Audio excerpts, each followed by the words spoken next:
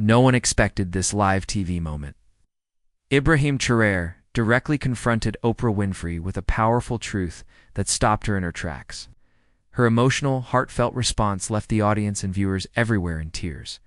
This unforgettable exchange is being called one of the most moving interviews of the year. It all started with a quiet phone call on a rainy Monday afternoon.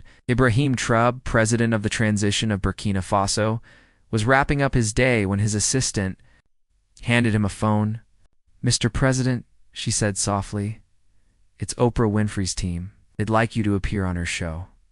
He paused, surprised. He'd heard of Oprah, who hadn't, but he wasn't one for television spectacles.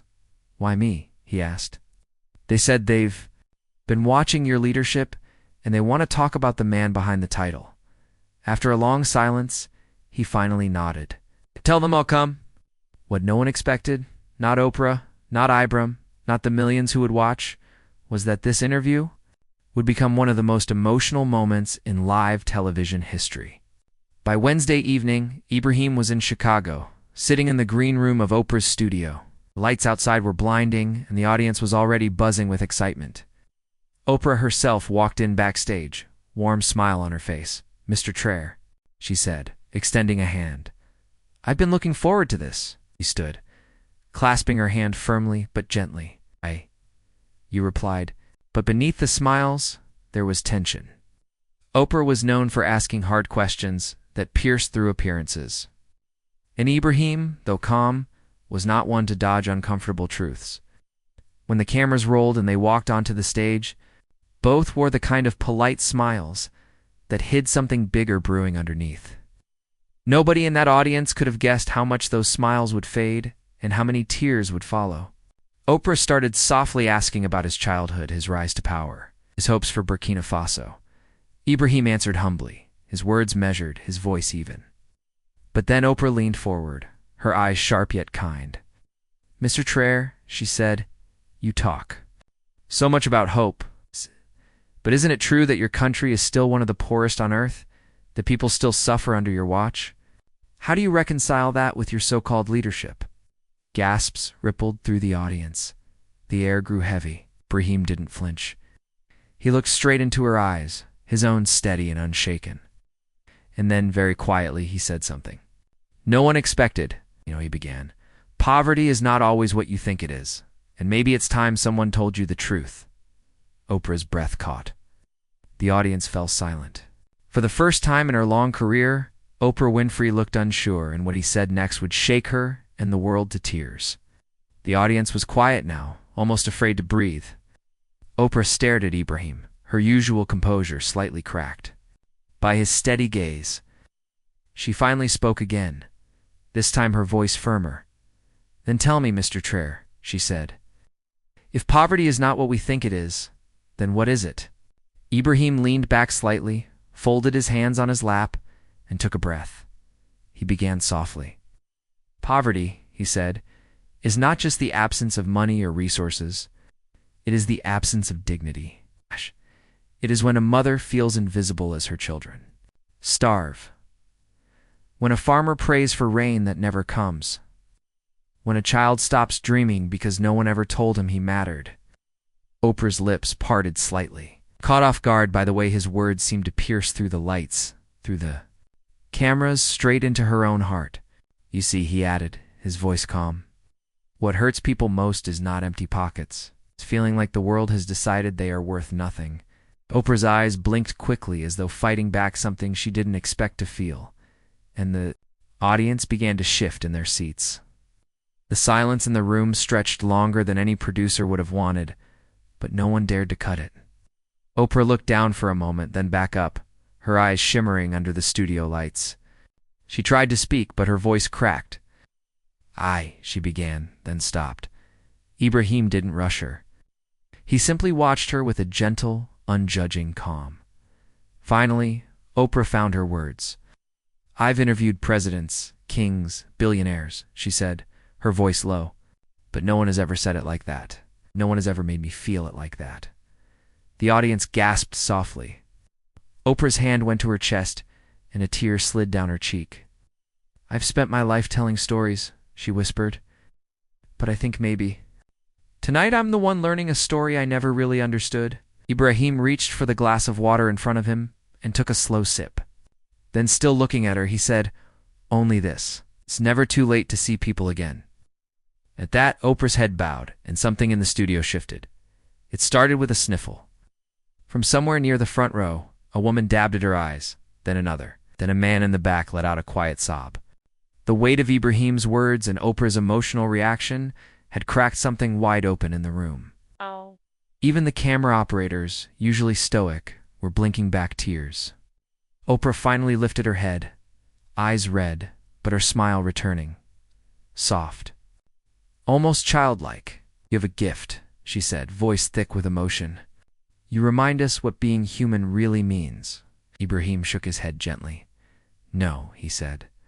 "I only remind people what they already know, but forgot how to say." At that, a ripple of applause began, tentative at first, then louder, then swelling, into a standing ovation. Oprah stood too, wiping her cheeks, and embraced him. For the first time in years, she didn't care about the cameras, the ratings, or the next segment. And as the applause echoed through the studio, millions watching it home felt something stir inside them, something they hadn't felt in a very long time. Hope. As the cameras rolled on, Oprah managed to regain some composure, though her voice still carried a noticeable tremble. She leaned forward and asked quietly, "If you could change just one thing about the world today, what would it be?" Ibrahim looked down at his hands for a long moment. The room held its breath. When he looked up, his eyes carried a weight that was almost too much to bear. Would erase the feeling that some lives matter less than others. A hush fell over the studio. "You see," he continued, "we've built systems that measure worth by money, by skin, by the passport in your pocket. But a mother crying over her starving baby in Burkina Faso cries the same tears as one here. Yet the world looks away from her pain, as if she was born to suffer." Oprah swallowed hard, her eyes glistening again. He leaned in just slightly and whispered, "That is the greatest violence of all, to make someone believe they are invisible." The studio lights seemed colder after that. By now, the energy in the room had changed completely. People who came in, expecting a typical interview, were now sitting on the edge of their seats, some clutching tissues, others just staring at Ibrahim in stunned silence. One woman in the audience sobbed openly. Another murmured under her breath, "He's right. My God, he's right." Oprah sat back for a moment, then looked at the camera. "I think everyone watching at home feels what we're feeling here," she said softly. Ibrahim gave a small, sad smile, because deep down, he said, "We all know the truth. We just forget to feel it." Then he told a story about a child he met just days before leaving for America. A boy who clung to his leg and begged him not for money, but simply to tell the world they exist. "He said to me," Ibrahim recalled, "Please, if you leave here, don't forget us." At that, several audience members broke down completely, and Oprah put her hand to her heart. "Ibram," she began, but she couldn't finish her sentence. Even before the camera stopped rolling, clips of the exchange were already spreading online. On Twitter, the hashtag #JogDon'tForgetUs was trending within minutes. Viewers across the world were posting their own stories of invisibility, of being ignored, of longing to matter. On YouTube, the live comments scrolled faster than anyone could read, most simply saying things like, "I'm crying. Thank you for saying this. And why does this hurt so much? Because it's true." Back in the studio, Oprah finally stood and took Ibrahim's hand. "I don't know what to say," she admitted, her voice cracking, "but I promise I will not forget." Ibrahim stood too, and for the first time that night, he smiled warmly. "That," he said, "is all I could ever ask of anyone." The two embraced gently, and somewhere in the corner of the studio, a producer who had never cried on the job before wiped his eyes, because in that one moment, everyone remembered what it meant to feel human again. As the cameras cut to commercial, the studio was dead quiet. Oprah sat still, her usual poise replaced with something raw and vulnerable. Ibrahim leaned forward slightly, his hands folded calmly. "You look like you carry the whole world," he said softly, almost a whisper. Oprah blinked at him. "I'm supposed to," she replied, forcing a small smile. Ibrahim tilted his head, his warm eyes holding hers. but you weren't born to," he said gently. "You deserve to feel seen too." The words landed like stones in her chest. For the first time in years, she couldn't hold back the tears. The producer counted down for them to go live again, but the moment lingered in the air like a fragile glass about to crack. Oprah wiped her cheek and whispered back to him, How do you keep your heart open?" Ibrahim's reply was simple, but it would soon become the most replayed line of the entire interview. "You can't change what you won't let yourself feel." And when the cameras came back on, millions around the world would see a side of Oprah and themselves they didn't. Forcing a small smile, Ibrahim tilted his head, his warm eyes holding hers. "But you weren't born to," he said gently. "You deserve to feel seen too." The words landed like stones in her chest. For the first time in years, she couldn't hold back the tears. The producer counted down for them to go live again, but the moment lingered in the air like a fragile glass about to crack. Oprah wiped her cheek and whispered back to him, How do you keep your heart open?" Ibrahim's reply was simple, but it would soon become the most replayed line of the entire interview. "You can't change what you won't let yourself feel."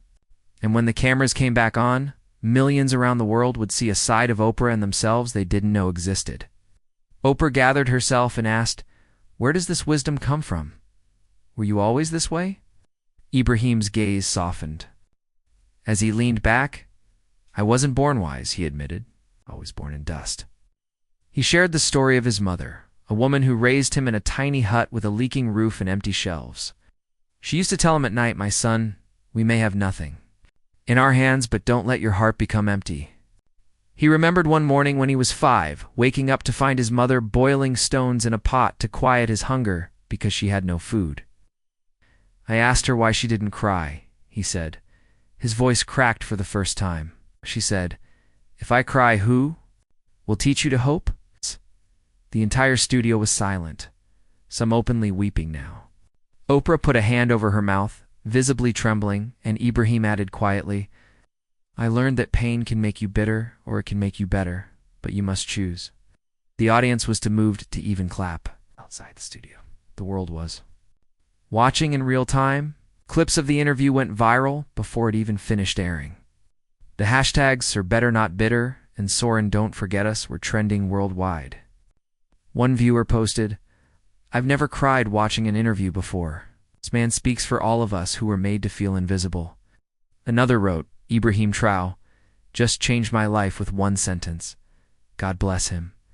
Back in the studio, Oprah's eyes glistened as she said, "You've given a gift tonight, Ibrahim, to all of us." Ibrahim shook his head. "The gift," he replied, "is that you listened." He reached into his jacket and pulled out a folded photograph, his mother holding a young Ibrahim in her arms. He placed it gently on Oprah's table. "She'd want me to remind you," he said, "that no matter how much you carry, you're not alone." Oprah held the photo in her hands, tears falling freely now. And the audience erupted in the longest standing ovation of the night. As the audience slowly quieted after the standing ovation, Oprah reached under her chair, fumbling for something. When she looked up, her hands were shaking. "I wasn't going to share this," she said softly, her voice barely above a whisper. Ibrahim watched her calmly as she unfolded a single creased piece of paper. "It's a letter," she said, tears already in her eyes, from a girl in Chicago's South Side. "She wrote to me years ago saying she wanted to give up because she thought no one cared. If she lived or not." Oprah swallowed, holding the letter up. "Tonight, Ibrahim, you just said everything I wish I'd said to her." Ibrahim leaned forward and gently took the letter in his hands. He read it silently for a moment, then looked up at Oprah. "She's still here," he said with quiet certainty. Oprah gasped, covering her mouth. "Yes," he continued, "because when even one soul dares to see her, she can find the courage to stay." The entire room was silent but heavy with tears. And at that moment, a studio staffer slipped Oprah a note saying the young woman had tweeted, "I just watched this, and I'm still here. Thank you." The broadcast was supposed to end 5 minutes earlier, but no one dared to cut them off. The cameras kept rolling as Oprah whispered something to her producer. A phone rang on the desk. Oprah answered it on speaker. A young, timid voice came through. Miss Winfrey, is this really Liv? Oprah nodded at Ibrahim and answered softly. Yes, sweetheart, you're Liv. The young woman sobbed into the line. I saw you and him, and I just wanted to say thank you. Thought nobody saw me. Ibrahim's eyes glistened, but his voice remained steady. You are seen, he said firmly, and you matter more than you will ever know. Even the camera operators wiped at their eyes as the girl whispered back, You saved me. Oprah broke down then. Covering her face as the girl hung up, Ibrahim stood resting his hand gently on Oprah's shoulder. You've been saving lives all along, he told her. Tonight just reminded you why. The studio erupted in a quiet, heartfelt applause, some standing. Once more, and Oprah, through her tears, managed to smile at Ibrahim. You have the heart of a lion, she whispered. The interview wrapped up at last, but no one rushed out of the studio. People lingered in their seats, unwilling to leave the warmth of what they had just witnessed. As Oprah stood to hug him goodbye, she said, her voice, I thought I was here to interview you, but you've taught me more in 1 hour than I've learned in years. Ibrahim smiled faintly. Pain teaches us faster than privilege ever could, he replied, but the heart still decides what we do with it. By now, Twitter was flooded with millions of posts. The hashtags Lionheart and I am seen trended at number 1. One viewer posted, If every leader in the world spoke like Ibrahim Traoré, maybe we'd all remember we're human first. Another wrote, I've never cried so hard watching TV. Bless this man. Bless Oprah for letting it happen. Before he left the studio, Ibrahim turned to the cameras one last time. His voice was calm yet heavy with meaning. See the invisible? Hear the voiceless. Stand for the forgotten. That is where our humanity begins. The broadcast faded out, but the world was only just beginning to feel the ripple. The cameras cut, but the studio stayed hushed. Oprah sat back in her chair, staring into the distance as staff slowly packed up equipment. Ibrahim stood quietly at the edge of the set, hands clasped. He had not said another word after his final message on air. Finally, Oprah rose and walked over to him. Her makeup was stirred from tears. She no longer tried to hide. Why did you come here tonight, really? She asked him. Ibrahim smiled faintly, eyes deep with humility. To remind people, he said simply, that being seen is the greatest gift a human can give another. You see millions, Oprah? But who sees you? Her lips trembled. He added, even those who seem the strongest are fighting to be heard. You taught the world to listen. Now let the world listen to you too. For a long time, Oprah just stood there, overcome. And then softly she whispered, thank you for seeing me tonight. They hugged. No cameras captured it, but millions felt it. The next morning, streets around the world buzzed, not with politics, but with humanity. Clips of Ibrahim's calm, powerful words filled timelines and phones. Cafes played the interview. On loop, even classrooms discussed what it meant to see the invisible. In Burkina Faso, thousands gathered in Ouagadougou, holding signs that read, we are seen, and better, not bitter. Children wore homemade t-shirts with Ibrahim's face. Mothers wept in the streets, saying they'd never felt so proud of their leader. In Chicago, a group of high schoolers painted a mural of Oprah holding Ibrahim's mother's photograph. Below they scrolled, hope is a choice. At home, Oprah sat in her quiet living room, watching replay after replay of the interview. Each time she heard his words, see the invisible, hear the voiceless, she felt her chest tighten. She sent him a private message that simply said, you changed more lives in 1 hour than most of us do in a lifetime. You changed mine. Ouagadougou Ibrahim read it and smiled. By the end of the week, over 120 million people had watched the interview. Headlines called it the most moving moment of the year. But for Ibrahim, it wasn't about headlines. It was about hearts. He stood at a small village school that Friday afternoon, watching children play soccer barefoot in the dust. A little girl ran up to him shrilly. Sir, she asked softly, why did you make Oprah cry? He crouched to her level, smiling, because he said, sometimes tears are how hope finds its way back into the heart. The girl grinned and ran back to her friends, and Ibrahim stood there quietly looking at the sky, feeling at peace. That night, Oprah signed off her show with a final thought. We all carry unseen battles, but every now and then, someone reminds us that we are still human and still worthy of love. Thank you, Ibrahim, for reminding me. And viewers everywhere wept as they watched, feeling lighter, feeling seen. Dear viewer, if this story moved you, if it touched even the smallest corner of your heart, don't leave without letting me know. Please hit that like button, subscribe for more stories that matter, and comment below. I am seen. Let's keep the ripple going. Together, music.